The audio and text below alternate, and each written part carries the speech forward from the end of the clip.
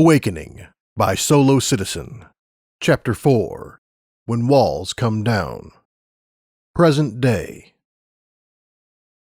Lumina lied curled up in a ball on the floor, with the metal grating digging into her side.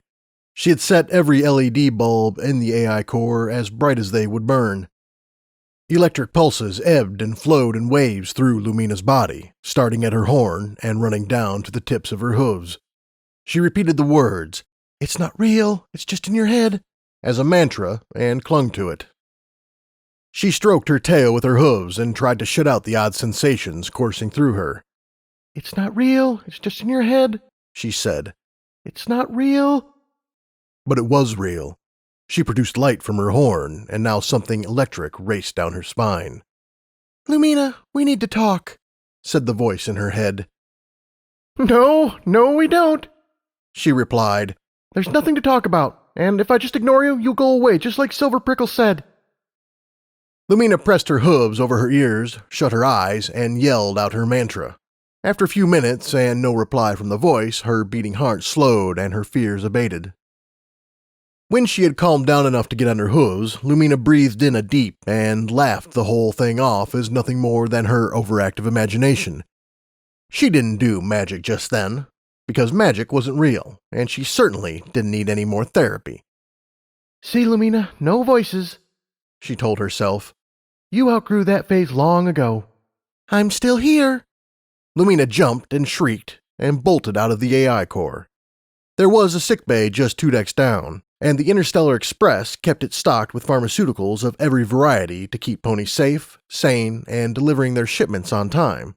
A crazed pony could easily turn a 1.2-kilometer-long FTL ferry into a flying lawsuit.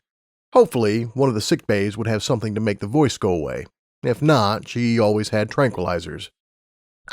Would you just listen to me for 1 minute?" "Sorry, too busy trying to get you out of my head to stop and chat." Lumina rushed down the stairs to the sickbay. "Now, if you'll excuse me, I'm going to try and science you away." The doors to the sickbay parted, and water surged out into the stairwell. Lumina mentally noted to fix it, but didn't pause any longer than to curse. She splashed her way across the sickbay to the supply room in the back. The flooding was much worse in there, maybe about half a meter high, with pill bottles bobbing up and down. Lumina placed her hoof on the door scanner and braced herself against the frame. Water cascaded out of the supply room and rolled over her legs, but she held her footing, and after the water drained, she darted inside. "You have to listen to me," the voice said. "You've wasted enough time as it is. You need to start studying and teaching yourself how to use magic. Am I going to have to lecture at you?" Lumina flung every drawer and cabinet open and ripped the neatly ordered bottles from the shelves. She checked one, but didn't find what she was searching for, so she dropped it, and continued until she checked every last bottle. No Nulamine. She stomped her hooves in the water. "Okay, you asked for it. I'm going to have to lecture at you, and if that doesn't work, I might have to sing a song." Lumina searched through the discarded bottles until she found a tranquilizer that would knock her out for the next 12 hours. She ripped off the cap with her mouth and dumped 3 pills into her hoof. She raised the pills to her lips, and her heart dropped into a pit below her stomach. Something was wrong. Lumina checked the warning labels on the side of the bottle, put a pill back, and tried again. Just as before, the pit beneath her heart stopped her from shoving them into her mouth. "Listen, I know what you're going through right now." The voice in her head changed its tone. "The hardest lesson I ever had to learn was that sometimes you just have to trust something, even if it doesn't make any sense." "Did your parents ever make you take pills that made you dizzy and impossible to think straight?" Lumina spun around and slammed her hoof on the counter. "Mine did. I had to do it for 3 years. Every week I had therapy sessions with a stallion that, to this day, I want to kick in the face. He put me under hypnosis, attached electrodes to my head, psychoanalyzed everything I said. Did you have to deal with that?" "Not exactly. It was more like with my friend Pinkie Pie when she said she could predict the future with tail twitches and eye flutters." "All right, enough. Time to shut you up."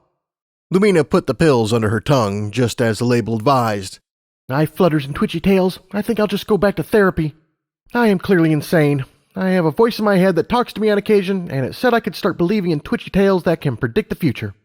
"It wasn't about believing in some twitchy prediction thingy. Yes, it didn't make any sense, and I never fully accepted it. But the lesson wasn't about believing in something completely irrational. It was about believing in her. Sometimes you just have to believe in your friends, even if you don't understand why. The same can be said about yourself. You can't tell me you believe that taking all those pills is a good idea." "No," Lumina said. "In all honesty, the idea of taking them makes me sick." "Then why don't you trust yourself and do what you believe is right?" The image of Silver Prickle, her mother and father fighting, and all those therapy sessions and late nights filled with nausea flooded back to her. But something else much deeper than the voice in her head or those painful memories said no. Something was wrong, and it clenched into a rock right above her heart.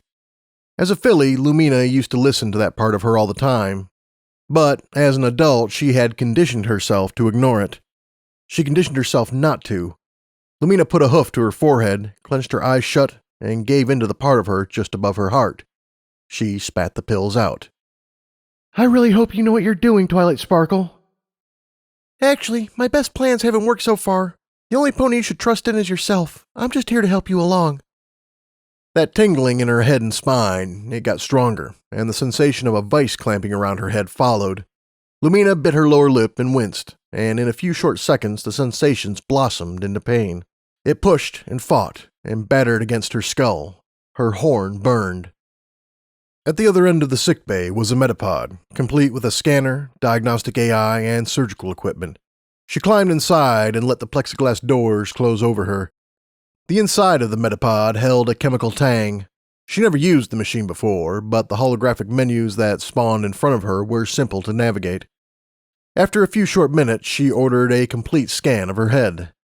Nothing unusual with her, at least according to the diagnostic AI.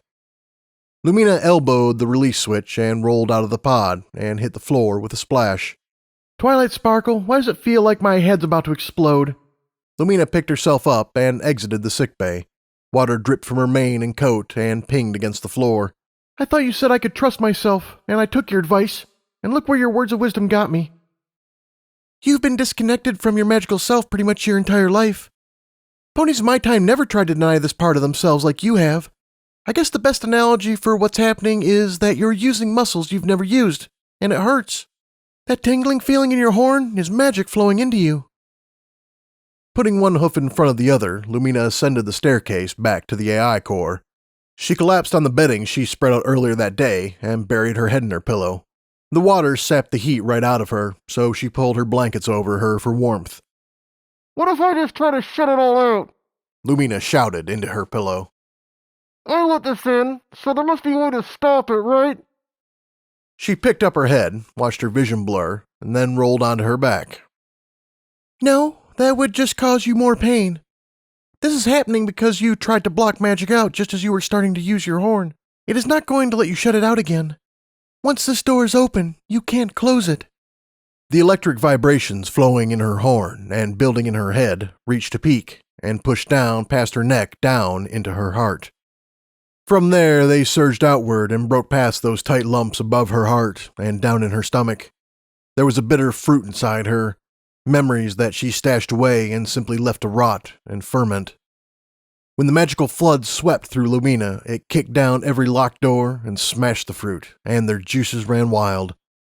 She arched her back, rolled over on her stomach, and grasped her head. Lumina kicked in rage and cried out in sadness. All the pent-up emotions of her agonizing years of therapy, the separation of her parents, the loss of her mother, not being strong enough to deal with a ship that attacked Luna Dream, or the centipede beneath the ice. The fact that she was responsible for the jump that fried Animus rushed through her. The wave passed, and when it did, Lumina's tears stopped. Something told her she'd shed no more tears on these subjects. She forgave her parents, Silver Prickle, Animus, and even the ship that attacked her. Magic pulsed down her spine, out to the tip of her tail, and to the ends of each of her limbs. Where it flowed, it brought that same vibration that filled her horn. It ignited her bones, warmed her skin, and healed her tortured soul. Then it hit resistance, but instead of forcing its way through, the pressure in Lumina's head subsided. The magic continued to flow into her, but it left that pain alone. For a long time, Lumina just lied on her back and stared up the ceiling in an ecstatic trance. The lights above her burned a little brighter than they had before, and the colors surrounding her popped. Magic flowed through her horn and raced down the river of her spine. Her limbs were the streams along that mighty river. Twilight Sparkle? What is it, Lumina? How is it I can talk to you if you've been dead for tens of thousands of years? I think you've had enough mind-blowing revelations for one day. Besides, somebody else wants to explain that to you. By the way, you might want to check your ship's proximity thing. It's about to go off. What are you talking about? Lumina propped herself up on her front legs. We're all alone out here. Nothing's going to trip the proximity screen. An alarm sounded and red lights flashed along the ceiling. Sure enough, it was the proximity alarm. Whenever an unauthorized object larger than a clump of lint got close to the ship, an alarm sounded. Alert. Alert. Collision detected. Animus's voice rang off the room's speakers. Identify object and endangered ship sections. She shook her head and chased away the last vestiges of the trance state. Object unknown. Impact 2, Dead 4, Section D, in approximately 5 minutes, 11 seconds. Adjusting for new velocity. Impact in approximately 5 minutes, 30 seconds. Section D, that was near the AI core. Lumina hopped to her hooves and galloped toward the exterior hull. She found a set of windows facing out into the frozen nightmare. Between the shadows cast by the Lunadream's running lights and the mounds in the ice slithered metal. It moved with the fluidity of quicksilver and was as black as obsidian. Thousands of little feet left pinpricks in the ice. Lumina gasped. She backed away from the window without taking her eyes off the monster. Hot fear surged through her. It was the centipede from the alien ruin, and it was closing in on the Lunadream. 17th of harvest season, 10,051 AC. Third day of the running of the leaves. Red and yellow leaves trickled down from the sky and littered the streets. Each step Lumina and her friends took forced the leaves under her hoof to crackle and crunch. School got out no more than an hour ago, and the sun already started its descent beneath the horizon. After exchanging goodbyes with her friends Candymane and Field Dancer, Lumina and Miss Nova trotted off down the side road to their neighborhood. She had known Miss Nova since they started general school at Green Acres 2 years ago. He was a brown Pegasus that acted far more awkward than he really was, but every once in a blue moon he let his guard down and shined. They met during 9th grade orientation and stuck to each other ever since. Over the past year, Lumina cultivated a hope that he thought of her as more than just a friend, but it was just a hope. He probably didn't think of her in that way. The fast glances at each other during class, the frequent private messages, the way he always found excuses to do little favors for her. It was enough for her to hold out hope. Say, Lumina? That was the first thing he had said to her all day. She was starting to think she had done something to offend him. You know the autumn gala is coming up, and, well, my family and I got invited to go this year, and I was wondering if you wanted to go with me, 'cause I get to bring along one guest. Unless you already got plans for that day, then that's understandable. Even if you don't have plans and you just don't want to go, that's fine too. Yes, Lumina thought. She blushed and restrained herself from exploding with glee. Instead, she just took a deep breath, picked her words carefully, and played it cool. She flicked her tail. Miss Nova, are you asking me out on a date? No, Lumina. That was probably too cool. Just look at the horror on his face. He stopped in his tracks, and for a moment Lumina feared he might run away or back out of the situation. Instead he swallowed and showed that side of him so rarely seen. Yes, I am, said Miss Nova. The Autumn Gala is supposed to be one of the most boring events year after year, but I don't suppose it could be anything but fantastic if you were going with me. I'd be delighted, said Lumina. Of course I'll go with you to the gala. All right, I got to get home. Miss Nova fought back a full grin. But I'll pick you up at 8 this Saturday? Sounds great, and I'll wear my best dress. I'll see you then. The two parted ways, but a little further down the street, Lumina thought she heard Miss Nova exclaim, Woo! Lumina trotted back to her home, and as soon as she stepped inside, she barged into her father's office. He was currently fiddling with a holographic schematic of his latest FTL ship. A projector on the far side of his table was playing a news broadcast. Guess what? I have a date to the Autumn Gala. Lumina's good news only provoked a glance from her father. I'm going to go get my mane done, and I'll have my dress cleaned. It's going to be the best night ever. Let me guess, you're going with that Pegasus from up the street. Lumina's father spat out the words. Yeah, I am. And what's wrong with Miss Nova? Lumina paced about the room. I've known him for years. He's a great colt. I think you'd like him if you gave him a chance. Besides, it's just a date.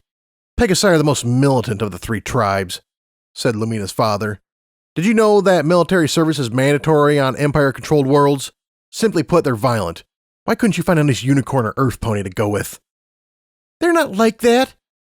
Lumina flicked her tail and gestured with a hoof as she spoke.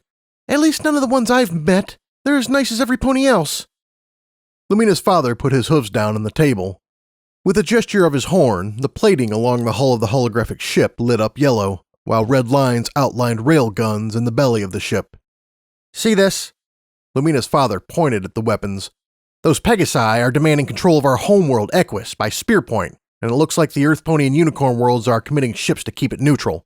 See what I'm doing here? This isn't the usual retrofit of an FTL-class ship. The Arion Parliament is retrofitting commercial-class jump ships for war so we can ferry more attack ships into battle. War's coming, and those barbarians are to blame. Yeah, well, I'm going, and that's that. Lumina gave her father her back.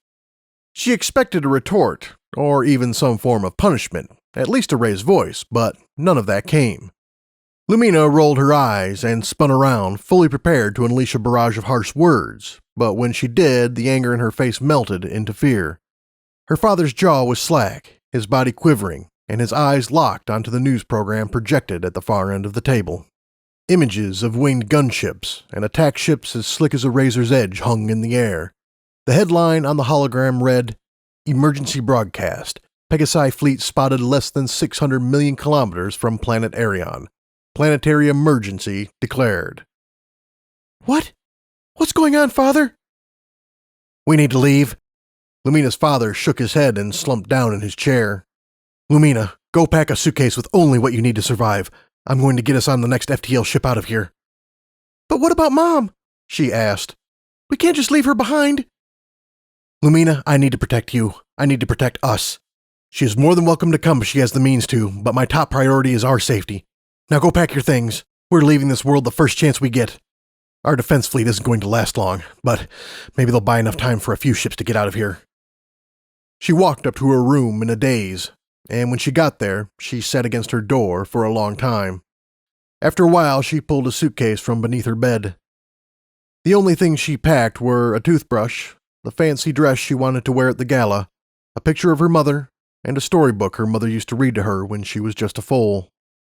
She found her old Twilight Sparkle doll underneath her bed, right behind some unused camping equipment from an aborted family adventure. She held its lumpy body in her hooves for a moment, brushing some of the dust and cobwebs accumulating over its velvet skin, and then tucked it back under the bed. Lumina got out a datapad and scrolled through her contact list until she found Miss Nova. She tapped the phone app with her hoof and waited until the ringing on the other end stopped. Hey, Mist, it's me, Lumina, she said. I'm sorry, but I won't be able to go to the gala with you.